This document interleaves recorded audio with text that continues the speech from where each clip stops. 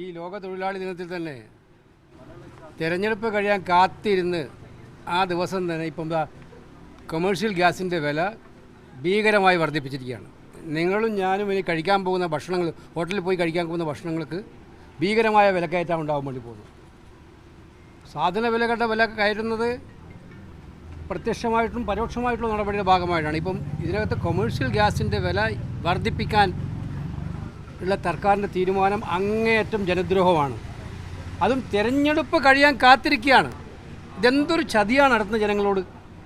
Election കഴിയുന്നത് വരെ ഒന്നും മിണ്ടാതെ ഇലക്ഷൻ കഴിഞ്ഞ ഉടനെ തന്നെ ഈ വില വർദ്ധിപ്പിക്കുക എന്ന് പറഞ്ഞാൽ അത് നാട്ടിലെ ജനങ്ങളോട് ചെയ്യുന്ന കൊടും ചതിയാണ് എന്നുള്ള കാര്യത്തിൽ സംശയമില്ല. കേന്ദ്ര സർക്കാർ ഈ തീക്കത്തിൽ നിന്ന് പിൻവലിക്കണം എന്നുള്ള കാര്യത്തിൽ സംശയമില്ല. അതിൻ്റെ തുടക്കമാണിത്.